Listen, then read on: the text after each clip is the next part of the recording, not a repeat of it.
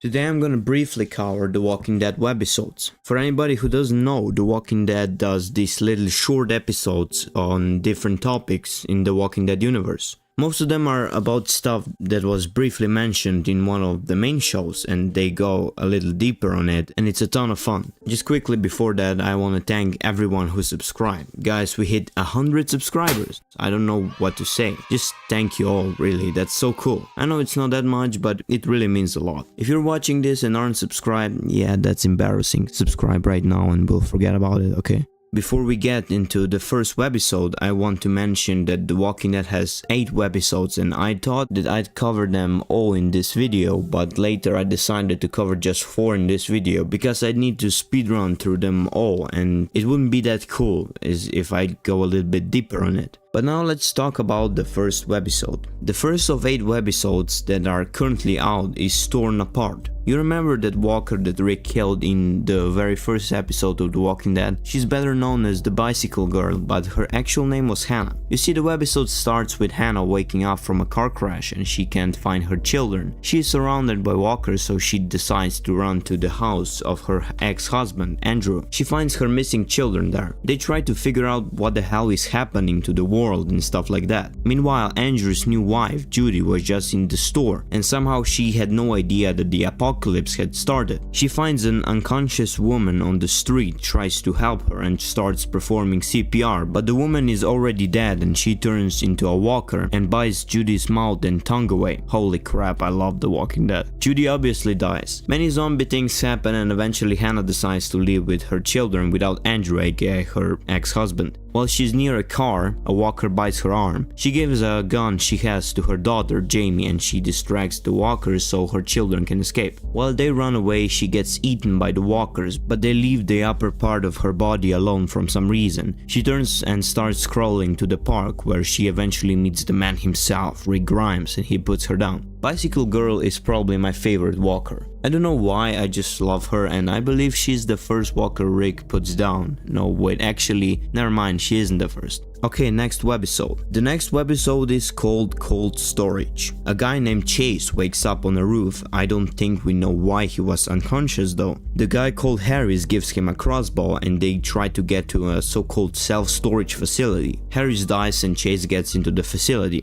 There he meets a guy named BJ and they make a deal that if Chase gets the generators running, he'll get a truck. Chase agrees, but before that he finds some clothes in a storage container owned by Rick Grimes. Sounds familiar? Lucky bastard. I want Rick's shirt too. Okay, that's too far, just so you know I'm not a fanboy, okay? I'm not. So he goes and gets the generators running, but in the generator room there's a bunch of walkers and he has to take them all out. BJ leads him outside to the truck and he shoots him, yeah. But Chase wakes up after some time and he actually somehow survived, almost unscratched. He gets back into the facility, steals one of BJ's guns and finds a hooker tied up in one of the rooms. She tells him that BJ killed all of the employees and tied her up like a freaking sex doll. Again, I love The Walking Dead. They try to escape, but BJ catches up to them and tells Chase that he can leave, but he can't take Kelly, aka the hooker, with him, and Kelly chops BJ's head off with a machete and they both live in a truck. It's unknown what happened to them, but they were intending to go to Kentucky and then to Washington. If you like the video so far, stab that subscribe button. Alright, next. The next webisode is The Oath. You know what one of the most frequently asked questions about The Walking Dead is? How did Rick survive his coma? Well, we actually know how. You see, normal people do not survive a coma without medical attention, and Rick should die from dehydration and stuff like that. Well, in the webisode The Oath, Paul and Karina escape the herd that overran the camp they had. Karina soon finds out that Paul is bleeding out and she drives to every medical facility she has on her map until she finds one that could be promising. There they met a woman named Gail McConness. Some people say she's a nurse, I don't know why, but I'm pretty sure she said she's a doctor in the webisode. She tells Karina that the hospital got overrun and stuff like that, and that she's the only one there. She tries to help Paul, but she soon figures out that his body is shutting down and she feeds him to the walkers in the room nearby. I guess that otherwise it would start to smell after some time, but geez, just feed him to the walkers? Alright. Then Gale tells Karina that she gives people a choice and that she can help them end this misery or whatever. Basically, she can overdose them and kill them if they want. Karina decides that she wants to die because apocalypse and stuff like that, and Gale overdoses her with something. Meanwhile, Paul wakes up in the room filled with walkers, escapes them and finds Karina dying. She smiles at him and dies. He then decides to go somewhere, probably Washington or something, maybe Atlanta. Before he leaves, he writes "Don't open that inside," even though the only person there is really Gale. I guess he thought that if one of the patients wakes up, they need to know, I guess. By the way, I don't think that it's ever really addressed that this doctor ever helped Rick, but it's clear that that's how Rick survived the coma. I'm not sure if it's ever mentioned, but I don't think it is. But yeah, she clearly helped him, at least with intravenous fluid replacements and stuff like that. Paul leaves the hospital and takes Karina with him. Yeah, the walker of Karina, because Karina is dead. He removes her teeth, chops away her arms and brings her with him wherever he's going. I love how they could just tell a normal story, but they always really try to make it as messed up as possible. That's one of the reasons why I love The Walking Dead. The next webisode is Flight 462. This webisode will make more sense for the people who watched Fear the Walking Dead. So everything is happening on the first day of the outbreak. This kid, Jake, is texting his mom and he calls her. His mom is kinda nervous and tells him that everything will be alright, and she ends the call. He tries to text her, but his messages aren't getting through. Then there's this guy, Marcus, who's really sick, and this girl, Alex, asks him for how long he's been sick and stuff like that, and they're trying to convince her that it's a flu, but Alex knows her stuff, especially for day 1 of the outbreak. It's really pretty cool because it feels like everybody knows something at this point. It's hard to know how much they actually know, but it's just really awkward, and we need more content about the start of the outbreak because it was really amazing to see all of these regular people not knowing exactly what's going on, but they all knew that something really bad will happen. And Alex knows a lot, like